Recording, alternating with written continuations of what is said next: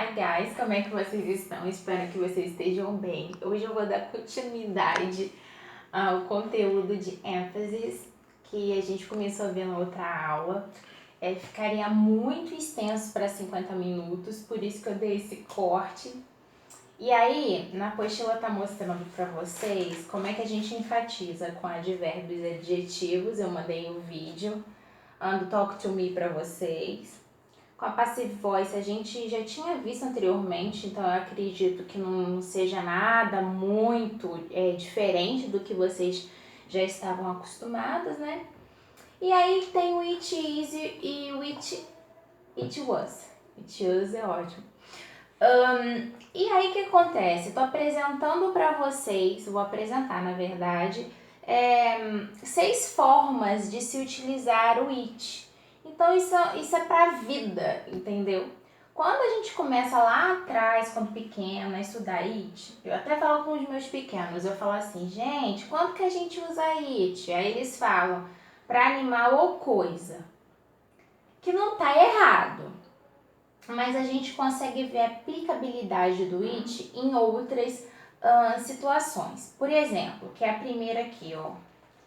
É usado como gênero neutro, mesmo que não tenham sexo. Como assim?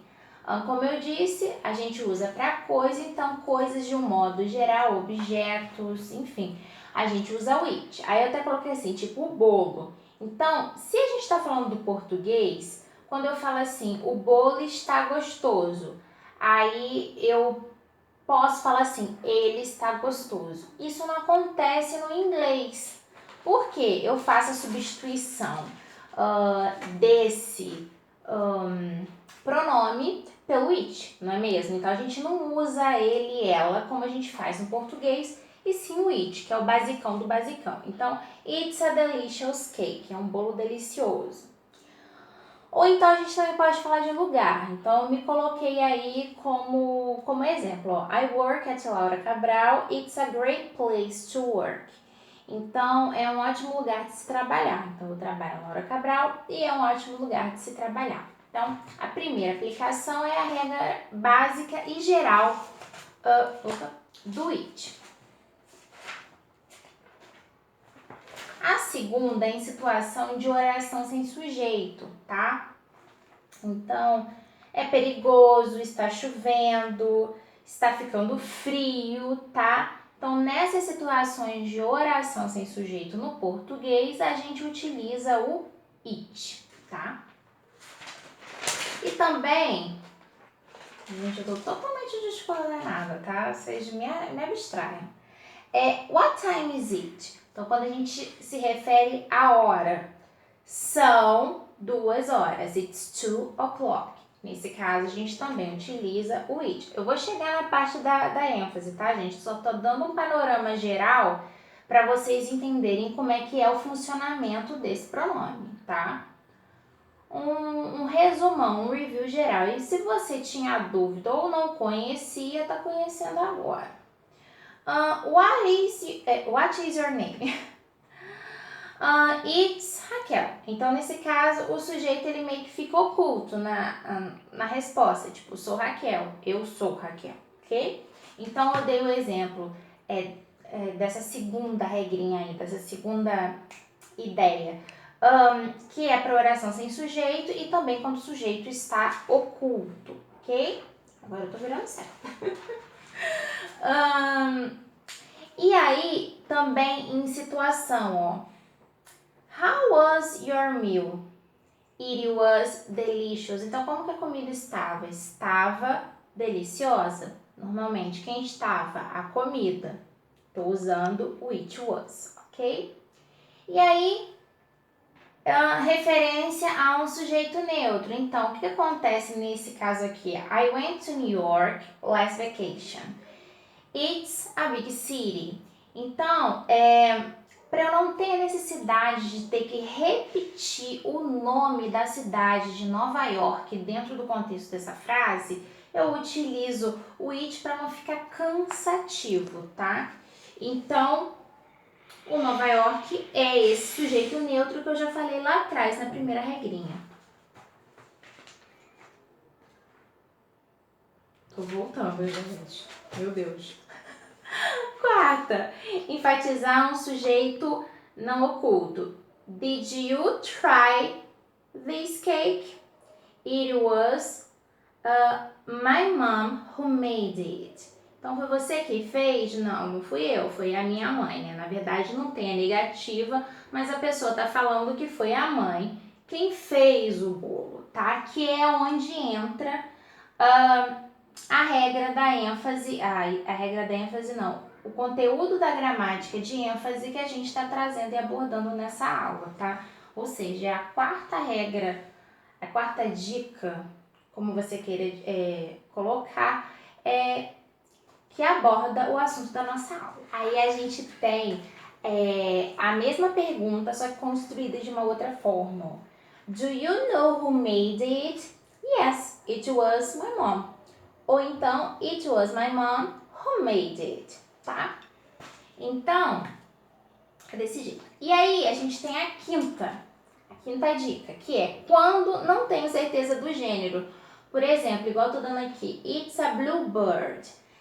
Eu não sou formada nessa área aí de biologia, nem afins. E aí, o que acontece? Eu não sei denominar qual é o gênero do animal ali só no olhômetro, né? Há casos que ficam evidentes, há casos que não. Então, quando eu estou generalizando, obviamente eu vou colocar it's a bluebird. Que é diferente da situação aqui que eu inventei, que eu não tenho gatos, não tenho cachorros, não tenho animais. Tento cuidar de plantas, mas nem sempre dá muito certo para a planta ficar viva até o final. Não deboche que eu estou de olho em você. Meu cameraman tá aqui rindo. Então, eu inventei. Não conseguiria colocar nome de gente, nada contra quem coloca, mas achei picanha um nome bem interessante para um gato. Um gato bem sonolento, bem na onda, porque dizem que os animais puxam muito o estilo do dono. Então, estou pensando num gato que eu teria chamado Picanha. Então, this is my cat Picanha. He is a calm cat and he likes to sleep under my bed. Então, quando eu consigo denominar o gênero, aí pode haver essa substituição para ele, tá? Ah, Raquel, mas a gente só utiliza it? Sim.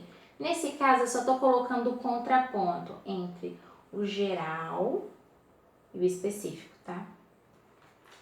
E por último, agora tá certo. Em situações específicas, a gente usa o it com pessoas. Fala, meu Deus, você começou essa aula falando que it a gente usa pra coisa, que a gente usa pra animal, como assim? Tá doida? Bom, no caso com babies, tá? Supondo que o baby pericarpo esteja a caminho. Gente, eu não estou grávida, tá? É só uma suposição, pelo amor de Deus, tá? Obrigada de nada. Então, supondo que eu esteja pregnant, alguém vai me perguntar, ó, is it a boy or a girl? It's a boy, tá?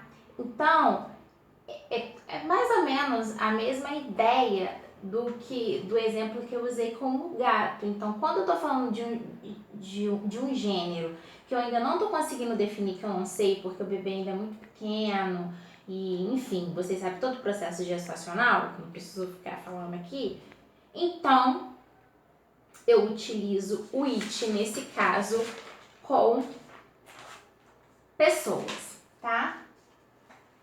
The baby is giggling, it must be happy. Repetindo, the baby is giggling, it must be happy. Então, o baby está dando risadinhas, ele está rindo. Então, ele pode estar feliz, ele,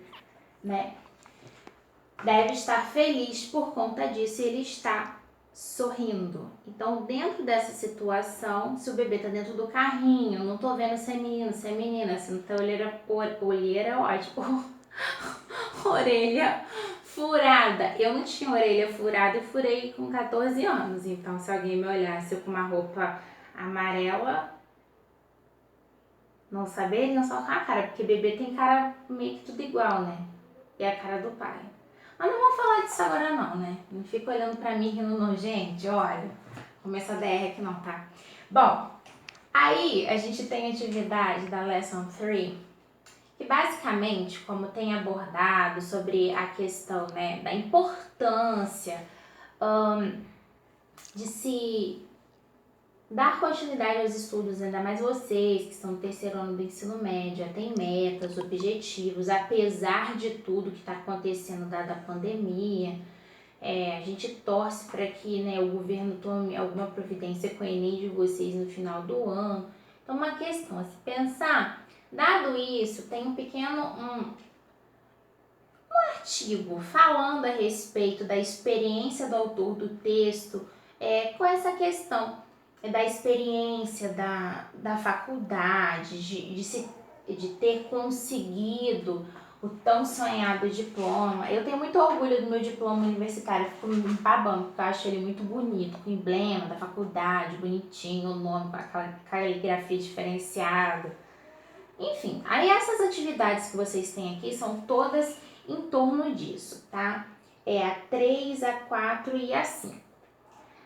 Aí, na parte 1, que é o After Reading, que vocês vão precisar de fazer essa correlação tanto para o número 7 quanto para o número 8, vocês têm diferentes gêneros textuais aqui, tá? Tem texto descritivo, expositivo, narrativo, persuasivo, poesia e de gênero técnico, tá? Então, vocês têm que fazer a correlação, porque está sendo descrito do lado de cá, para vocês relacionarem as colunas, se é a letra A, B, C, D, E ou F.